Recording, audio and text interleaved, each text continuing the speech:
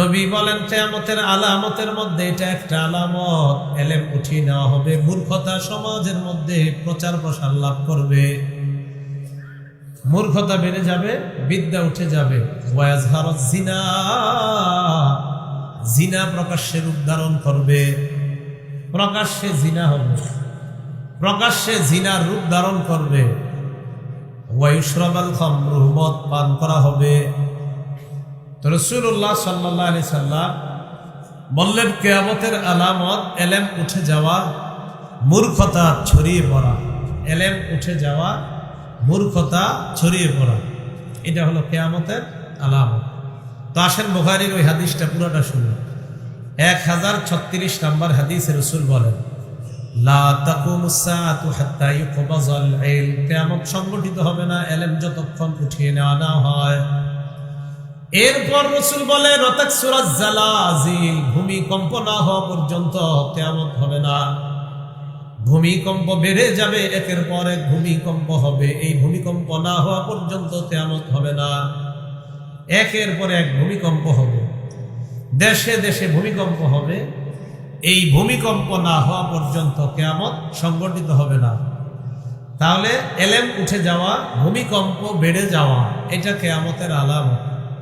এটা কি কিয়ামতের আলামত? ভূমিকম্প বেড়ে যাওয়া। এরপরে রাসূল বলেন ওয়াতাকসুরাল ফিতান, ফিতনা বেড়ে যাবে। কি বেড়ে যাবে? ফিতনা। এখানে থামেন, ফিতনা বাড়বে। এই পৃথিবীতে সবচেয়ে পুরুষদের জন্য ক্ষতিকারক যে ফিতনা, এই ফিতনা হলো নারীর ফিতনা। বলেন কার ফিতনা?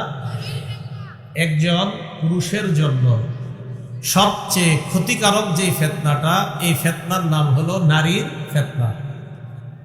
সহিহ বুখারীর 5096 নম্বর হাদিসের বর্ণনা।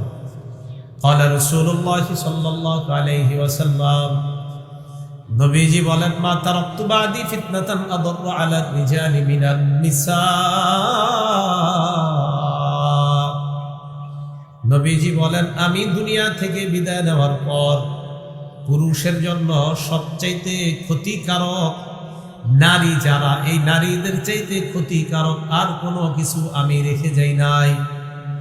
নবীজি বলেন, পুরুষের জন্য সবচাইতে ক্ষতিকারক হলো নারী সম্প্রদায়। আমার ইন্তেকালের পর পুরুষের জন্য সবচাইতে ক্ষতিকারক নারী সম্প্রদায়। এই নারীর চাইতে অধিক ক্ষতিকর কোনো ফিতনা আমি পুরুষের জন্য রেখে যাই নাই। পুরুষের জন্য কি করে যাই নাই? রেখে যাই নাই নারীর চেয়ে ভয়ঙ্কর ফিতনা। রাসূলুল্লাহ সাল্লাল্লাহু আলাইহি সাল্লাম বলেন ওয়াতাকসুরাল ফিতান, ফিতনা বাড়বে।